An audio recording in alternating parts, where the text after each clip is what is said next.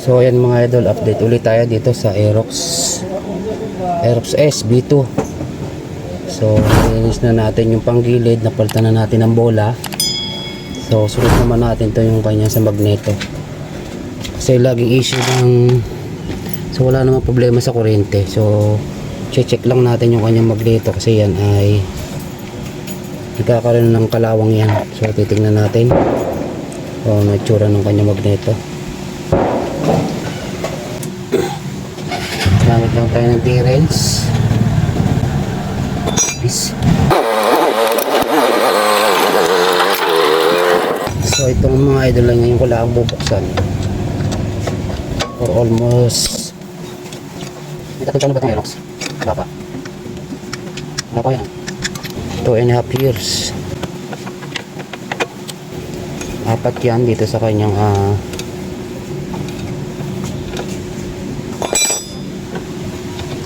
side ng magneto. Ito yung sa kanyang sakuland. Yan,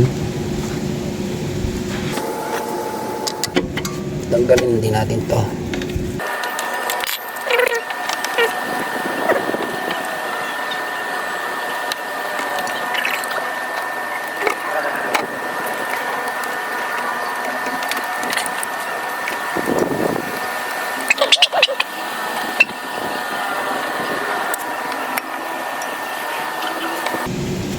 So dito magbabaklos din tayo dito mga idol sa may side na ito.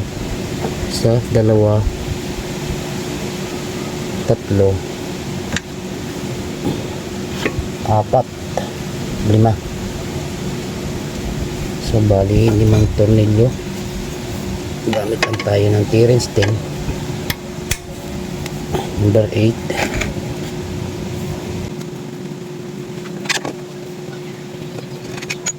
So dito sa ilalim,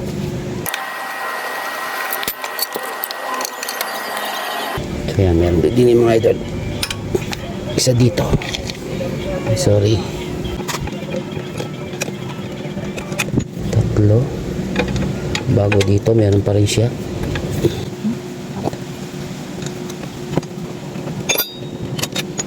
So pare-pares ang haba ng mga idol ng tornilyo. Ito sa panlima.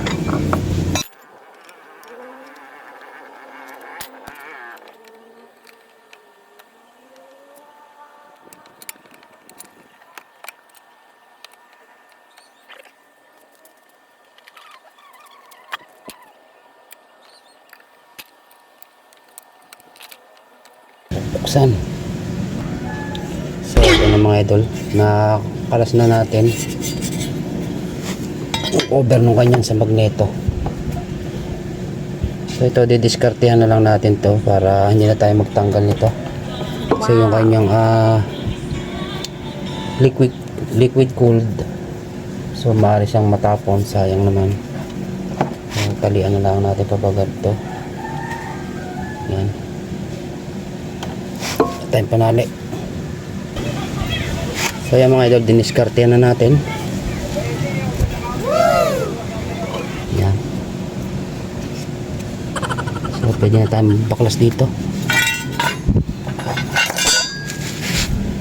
Dito tayo ng T-Range.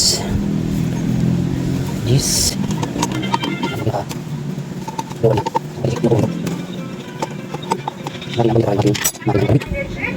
So yan, pakikita ko sa inyo mga idol. So yan ang issue ngayon ng Aerox. Kinakalawang ito.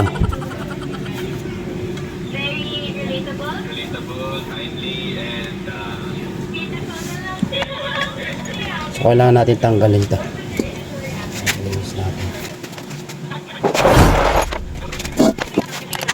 So ganyan ang nangyayari mga idol sa magneto. Aerox. So number 17. Gamit tayong package. Yun. Tanggalin natin. Maganda mga idol na may impact.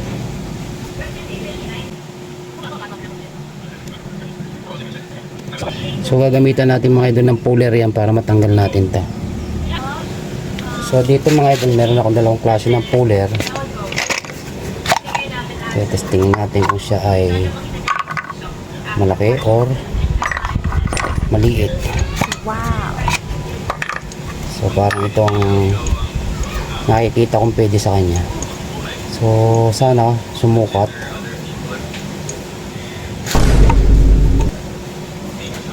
Adjust lang natin papaganyan. Yan. Counterclockwise. Okay. So kinalawang na mga idol.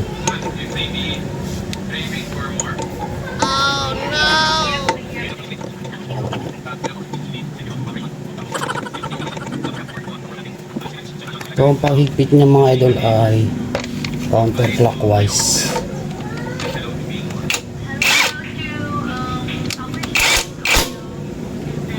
So try natin. Yun, munot na. Wow. So ito yun. Grabe oh. Mga idol oh. Kalawang.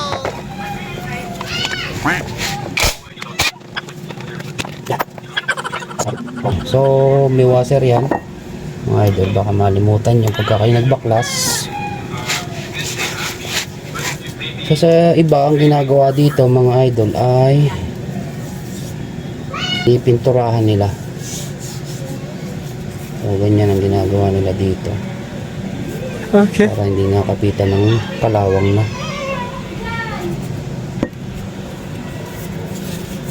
Hindi siya katulad ng talagang ano. Tulad ng iba na hindi kinakalawang to. So bakal na bakal ang pagkain niya.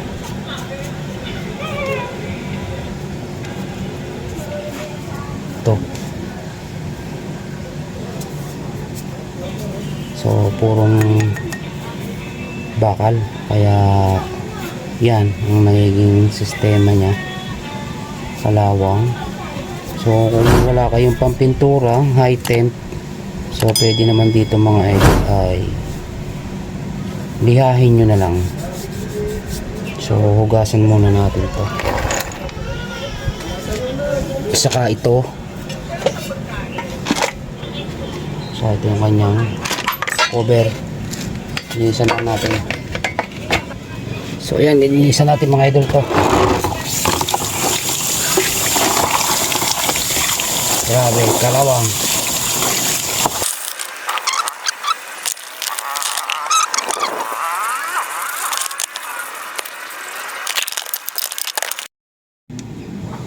So yan mga idol, look.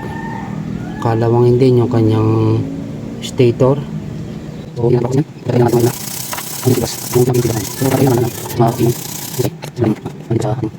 So pag nabalot to ng puro kalawang, malaking ano yan, problema din sa supply na binibigay ng ating stator. So yan ang ating main supply mga idol. Nasaludoan kita. Hey! So binaklas na din natin mga idol, hindi natin malinis ng husay. So ganyan siya pag nabaklas. So hindi naman kayo maliligaw, meron lang siya ditong calorie na 3. Ito. So yan siya. Yan. So may pinaka-guide yan mga idol, yun, yung butas. So hindi nyo naman may tutorial yung mga idol pagka hindi sumakto dito sa pinaka-guide nya. So para mas malinis natin nang mahusay ito, ay binaklas na natin. So gamitan na lang natin to ng steel brush kasi wala tayong liha. So ito yung steel brush natin. So yung medyo malambot yung pino. So okay, linisin natin mga idol.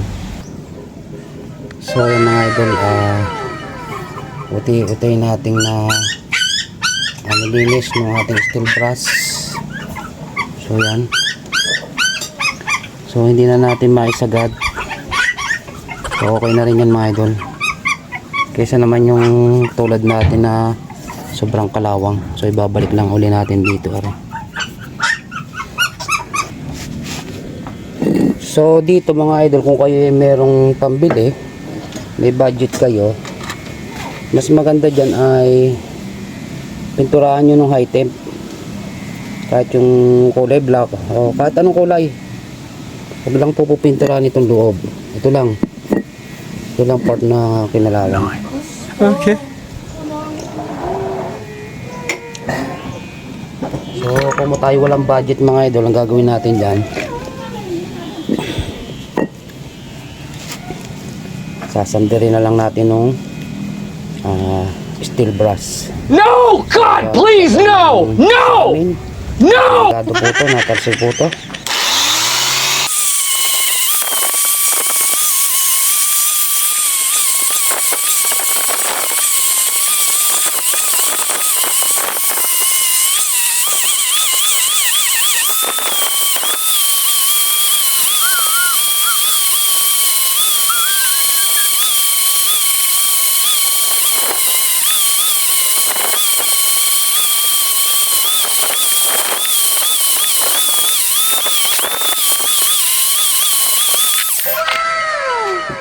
Tapos, isa lang natin mga idol ng gas.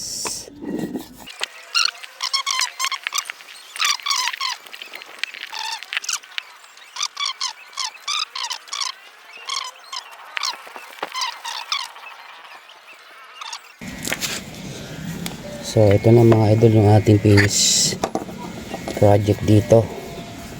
So, hindi na masama. Kaysa naman yung kanina, kalawang na kalawang. So hindi naman kayo maliligaw dyan ng pagpapasok kasi ito yung dinadaanan yan. Yan yung may kuldit. So dito nyo lang itatapat sa may kunya. Yun. Yan. Tatapat nyo lang mga idol. Namin hindi papasok pagka hindi nakatapat doon. Ariko. Yun. Pasok na. So yan o. Diyan sa part na yan. So yan mga idol, may washer na kasamang isa. Lagyan lang natin bago yung kanyang nut. Number 17. Yan. Bakita natin yung pack rin. So yan mga idol o. Laki ng pinagbago. So okay na yun mga idol. Higpit na yun idol. Ito merong 3 tornilyo.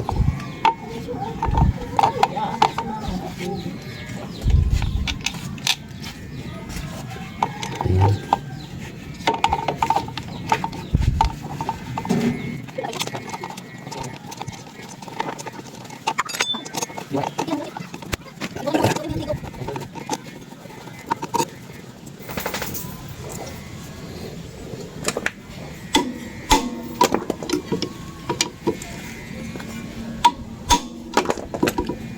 So pupupukin nyo lang mga idol na isa para humigpit. Gamit lang kayo kahit itong flat screw. So yan. Ganyan ang posisyon. Ayos na yun.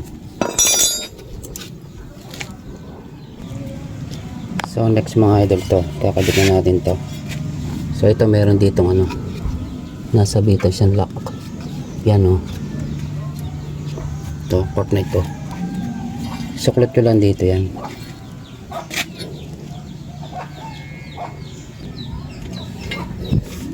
So dito pag nailagay nyo ito mga idol, dalawang klase kasi yan. Ito yung kanya maigsi. So ito yung pandito. So ito yung pandito sa cover nya, mahaba. So bali ito ay 5 siya mga idol. Pero pa dito isa. Yan. Hindi niya nakalagay.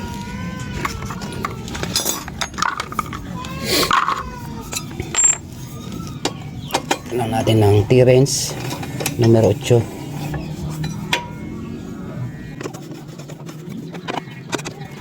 So sa paghihigpit mga idol, kahit sa block, kahit sa anuman pagdating dito sa motor natin, laging magkabilang side ang una nyong hihigpitan para lumapat nung sabay parehas.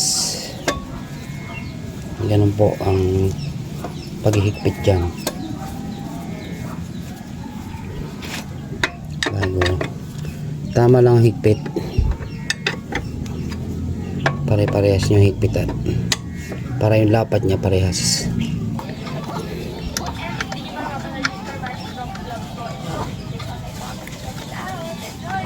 So ito, 4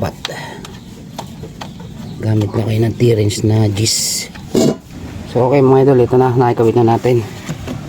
So check natin bayan natin, tingnan natin kung magkaka-error. So okay, wala mga idol. Kahit start natin.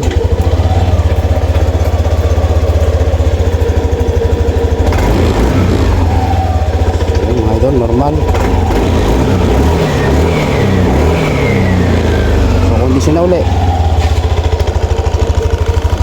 Ayan, ating ginawa dyan, nilinis natin yung sa kanyang magneto cover at saka yung sa kanyang bola, binalitan natin, at saka yung sa kanyang slide face, yung goma, yung nakalagay doon, yung parang plastic na yung gomang matigas. So yung kasi ang napansin ko dito nung minsan magamit ko, parang medyo dragging, at saka yung parang medyo delay yung kanyang supply ng kuryente sa pagpapa-start, parang ganun. So yun, idol, okay na, simple lang, basic lang po ang paglilinis niyan dito sa Aerox 155 Aerox S version 2. So yan, wala mga idol. Don't forget to follow, like and share, and don't forget to subscribe and pakihit sa ating notification bell para maging updated pa kayo sa ating mga video i-upload. Wala mga idol, ingat palagi, ride safe, peace.